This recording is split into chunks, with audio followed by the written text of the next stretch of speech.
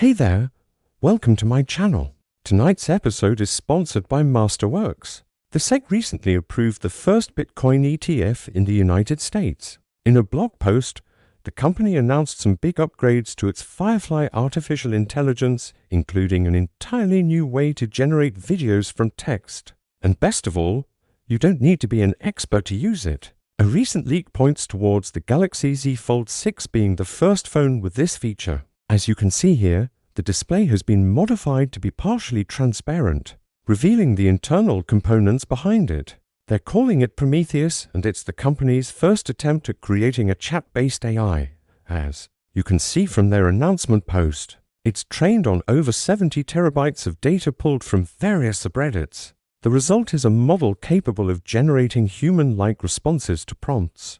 However, what sets Prometheus apart is that it's trained specifically on argument-based conversations. This means it's better at generating responses that challenge or debate the user's statements. The hope is to create a more engaging and natural conversational experience.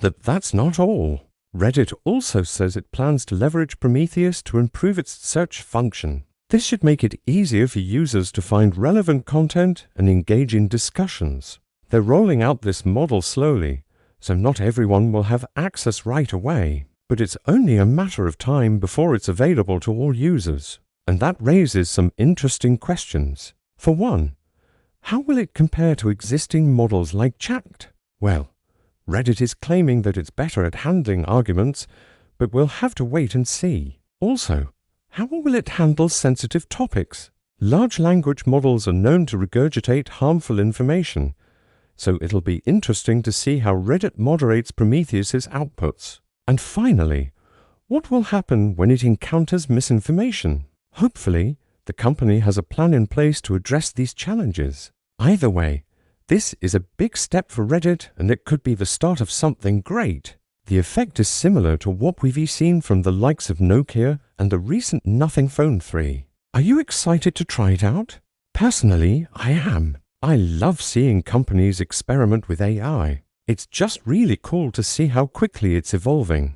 But anyways, hopefully you enjoyed this video. If you did, please make sure to subscribe and check out our Discord community. There's a link down in the description below. I want to thank you all so much for watching and supporting the channel. I'll see you guys in the next one. But unlike them, it doesn't appear to change the color of the display or limit its functionality. Plus, it's a foldable phone, so this would make it the first of its kind. Of course, it is a prototype right now, but there's a good chance we could see this on a future model. I mean, it is Samsung we're talking about. They've done some pretty wild stuff before. As for when, some are saying the Z Fold 6, others are saying the Z Fold X or even the Flip 6. It remains to be seen, but hopefully, it's not too long from now. As you can see, Adobe is launching Firefly for Video, which allows you to generate short clips from text prompts. It's called the Unmanned Influence Sweep System, or UISS for short, and it's designed to operate deep underwater. This is where it gets really interesting. The UISS uses AI to navigate and map the surrounding environment. According to popular mechanics, it can identify objects as small as a shipping container. Not only that, but it can even distinguish between different types of vessels, which is extremely useful for reconnaissance missions. But that's not all it can do. Apparently, the use is equipped with non-sonar sensors that allow it to listen to noises made by ships. By analyzing these sounds, it can determine the vessel's speed, direction, and even the type of engine it's using. All of this data is sent back to the operator in real time through a link that can reach depths of over 600 feet. Best of all, it's completely silent. This means it's virtually undetectable by current sonar systems, making it an ideal tool for spying on enemy harbors. The UISS is currently being tested by the Navy, but it should become operational within the next few years. It's unclear what exactly this thing can do. As of now, it seems like it's mostly used for intelligence gathering, but maybe one day we'll find out. Basically, you just type in whatever you want to see, and it uses Adobe's new AI models to generate a short clip of it, And it's not like other models where it kind of warps and distorts reality to make it look weird. Instead, it uses realistic image generation to make the results look as believable as possible. In fact, in their examples, they even show how it can generate footage of people doing things. So, obviously, there are some limitations. They do mention that anything generated will look different from anything filmed with a camera. And it doesn't mean you'll always get what you ask for, but it's still pretty cool.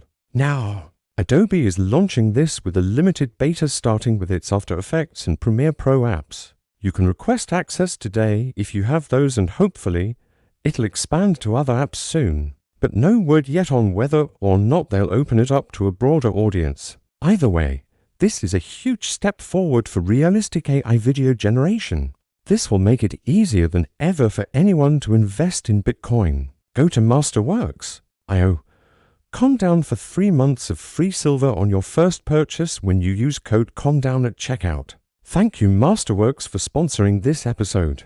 Okay, so first up for tonight, Adobe just got a little more creative. Next up, Google is quietly testing a new feature that could bring smarter replies and offline features to more Android phones. If you haven't heard of it already, Gemini Nano was officially announced back in May. It's basically a smaller version of the massive Gemini model that can run locally on Android devices. The idea is to give phones powerful AI features that don't require an internet connection. But thus far, only a few Pixel devices have been supported. However, a recent discovery suggests that Google is expanding its availability to older devices as well, according to a report by Android Police.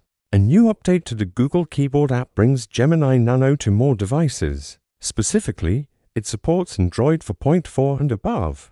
That means phones going all the way back to 2012 could get access to these features. Right now, though, it appears to be a server-side switch, meaning Google can enable it for certain devices without an update to the operating system. We don't know which devices have been updated just yet, but hopefully, it expands to most of the billion Android phones out there. Features powered by Gemini Nano include suggested replies, real-time summarization of websites, and smart text generation. They can all help us save time and be more productive. But the best part is that they work offline. This isn't something every Android device can do, but it makes perfect sense for Google to roll this out. I mean, they literally created the technology. So hopefully, they'll make it available to everyone soon. And speaking of smartphones, it looks like Samsung could be the first to market with a transparent screen. And next up, the US Navy has unveiled its latest underwater drone, which can apparently map enemy harbors in complete silence. And lastly for tonight, Reddit has officially launched its own large language model, and it's trained on years of conversation data. So, while that does it for tonight, let me know what you think about Reddit's new language model down in the comments below.